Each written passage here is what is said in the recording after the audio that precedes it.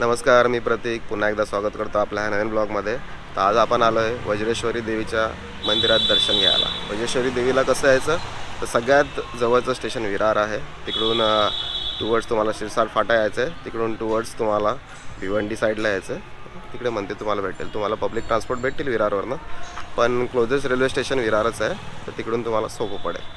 तर चला आपण आलो आहे तर मंदिराजवळ गाडी ठेवलं आहे पार्किंगला. चला जाऊयात मंदिरात आणि दर्शन घेऊयात.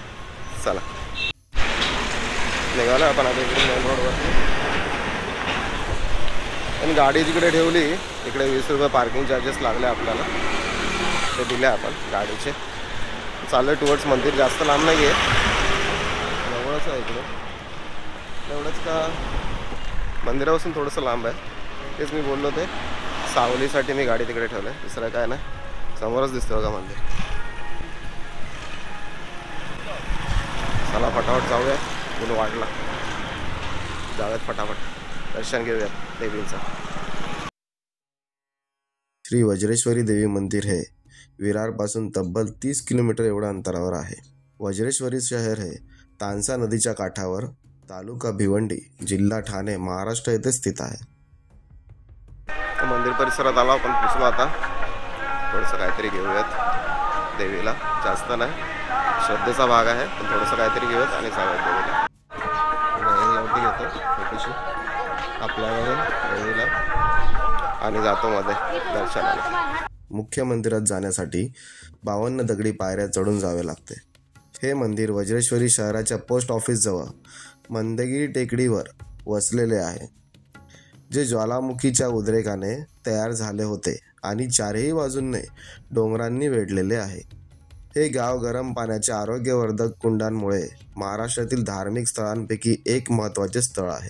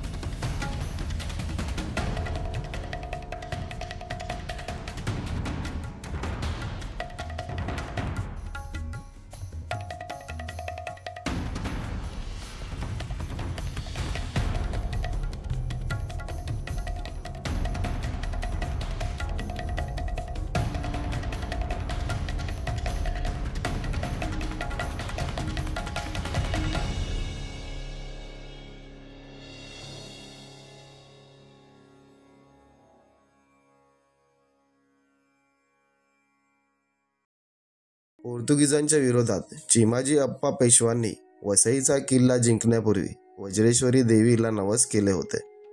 चिमाजी अप्पांनी वज्रेश्वरी देवीला विनवणी केली होती की जर त्यांनी पोर्तुगीजकडून किल्ला जिंकला तर ते देवीसाठी मंदिराची उभारणी करतील. आख्यायिकेनुसार वज्रेश्वरी देवींनी त्यांना स्वप्नात येऊन दृष्टांत दिले आणि किल्ला कसा जिंकता येईल ते सांगितले. देवीने सांगितल्याप्रमाणे पोर्तुगीजांचा पराभव झाला. त्यांच्या विजयाप्रीत्यार्थ चिमाजी अप्पांनी सुभेदारांना आदेश देऊन वज्रेश्वरी मंदिराची बांधणी केली.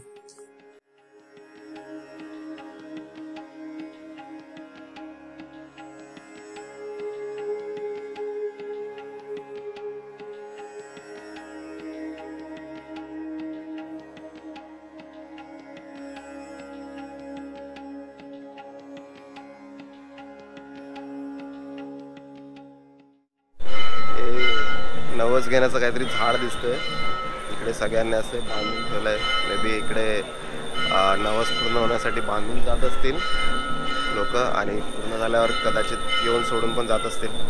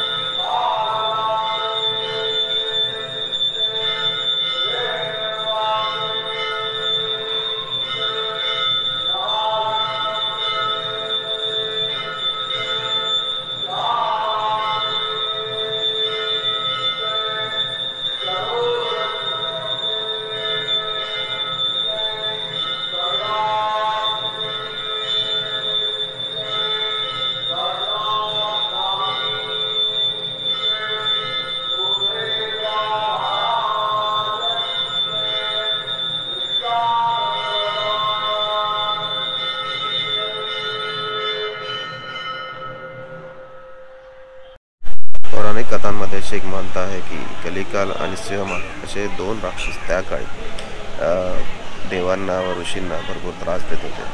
तर सगळ्या देवांनी आणि ऋषीमुनींनी जाऊन गुरु वैशिष्ट्यांकडे विनंती केली की त्या राक्षसाचा वध व्हावा करून. गुरु वैशिष्ट्य हे स्वतः ह्या भूमीवरती आले वज्रेश्वरी देवीच्या आणि त्यांनी इकडे यज्ञ केलं. यज्ञ करताना ते इंद्रदेवाची आहुती द्यायला विसरले.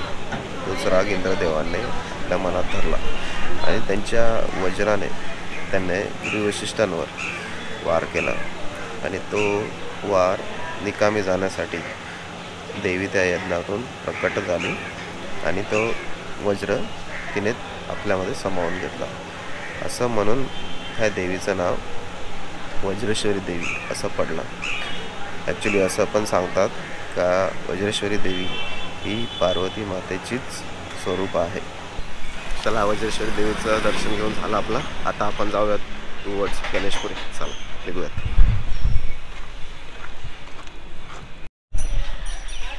चला पोचलो समाधी मंदिराजवळ. बघूयात मध्ये शूट करता येते का नाही.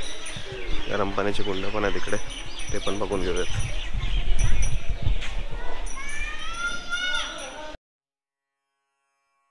गणेशपुरी हे विरारपासून तब्बल 25 किलोमीटर एवढ्या अंतरावर आहे.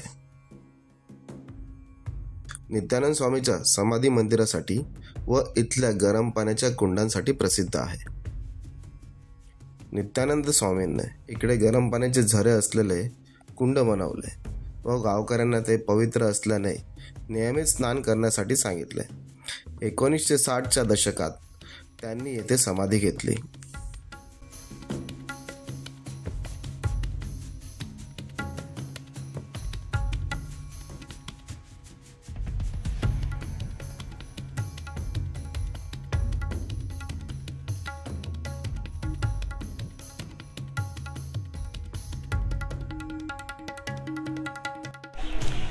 अनफॉर्च्युनेटली आपलं समाधीचं दर्शन नाही झालं.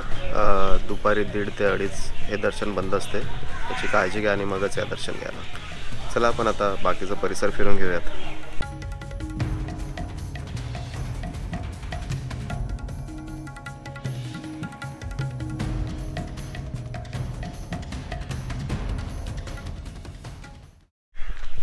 आपल्याला मंदिरांमध्ये तर काय फुटेज नाही घेता आलं. इकडे कुंड आहे मंदिराजवळ, तिकडे पण मध्ये अलाव नाही आहे फोटोग्राफी. तर नदी साईडला कुंड आहेत, तिकडे चाललो आपण. तिकडे बघूयात आपल्याला भेटते का काय करायला.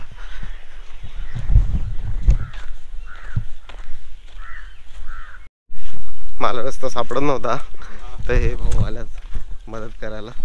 समोरून बोलले मला, भाऊ नाव काय तुमचं? काशीनाथ कराले. इथलेच का? इथलेच.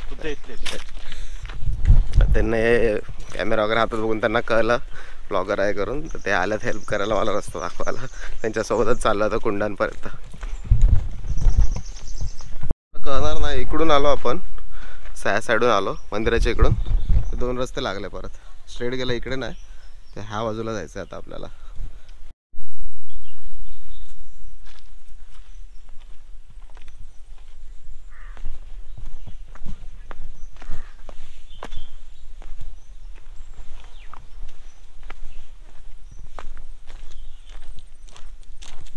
ते गेले रस्ता दाखवून. ते रस्ता इकडून असा आहे. उलट काढायला लागले आपल्याला. आता घेऊन जावे लागतील, तर दिसतील पाण्यामध्ये.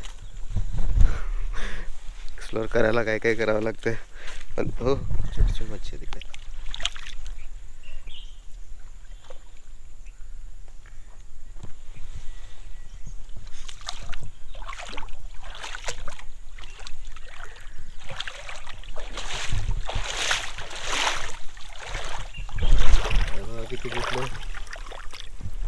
विजली पॅन्ट स्लिपरी आहे.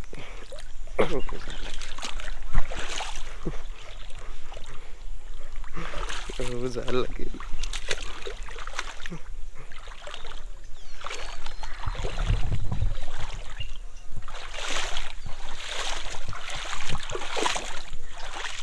अशा प्रकारे खतरनाक काम झालेलं आहे. पॅन्ट्स पूर्णपणे भिजलेले आहेत.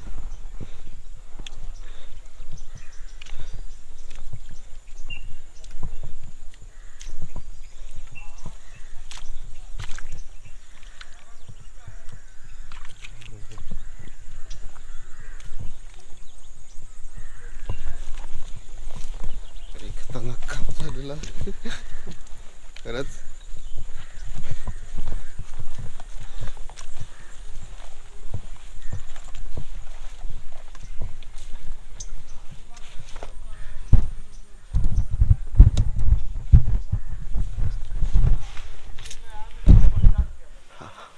पॅन्ट आधी फोल्ड करून घेतो. गेली पॅन्ट.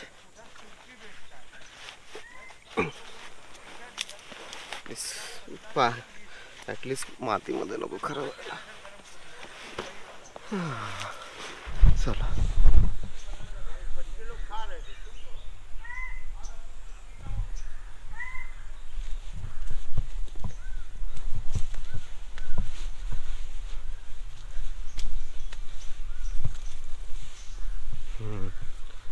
कुंड आहे.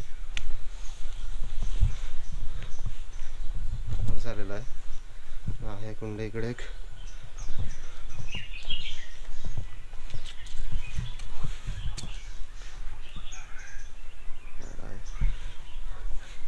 कुंड कुठे कुठे आहेत? पुढे आहेत. पुढे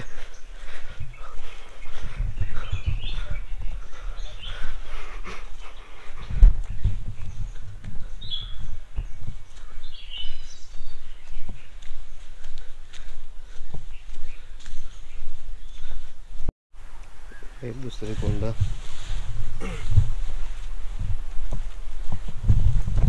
कुंड शोधत निघालोय मस्त.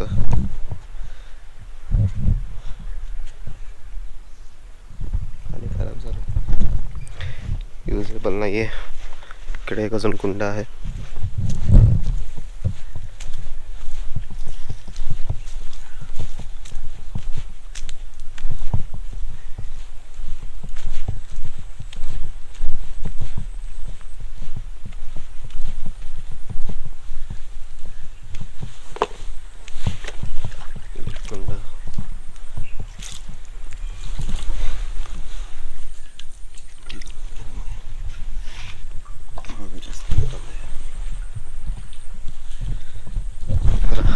पुढे बघूया त्याचं.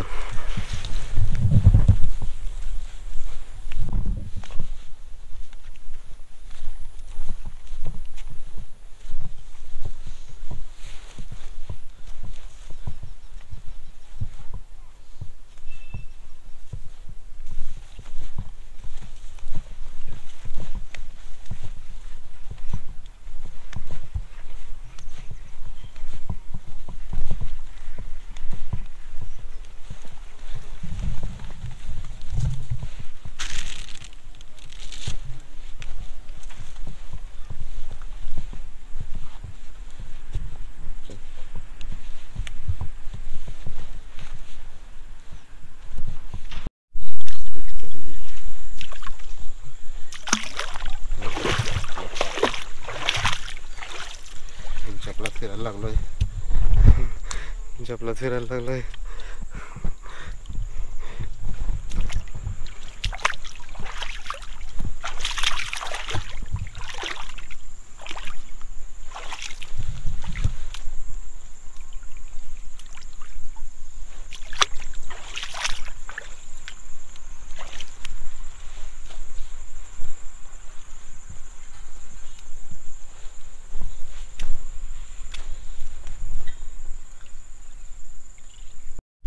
पाणी ना गरम आहे.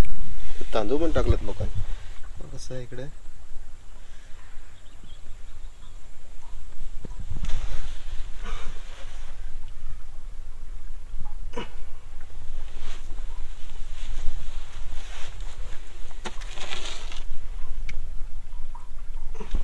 हे कदाचित तिकडून येत असेल कुठून तरी. ते कुंड त्याच साईडला असेल कुठेतरी. आता मला भेटणार नाही. मला लागतं चटके. बिन चपलात फिरतोय तर खरं. चला जाऊयात. मी ज्याच्यावर उभा होतो तेच गरम पाण्याचं कुंड होतं आणि जे वरतून पॅक होतं. या कुंडाजवळून स्टार्ट केलेलं आपण तसं.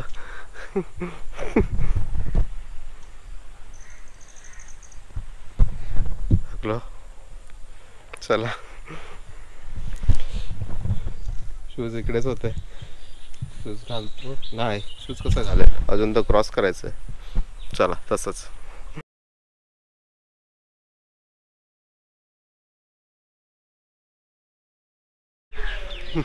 चक्क रेल्वेचा डब्बा आहे आणि खरंच तिकडे मेन्शन आहे तसं का ते ओरिजिनल रेल्वेचा डब्बा आहे, वैष्णव रेल्वेकडून त्यांनी घेतलेला आणि इकडे दान केलेलं आहे.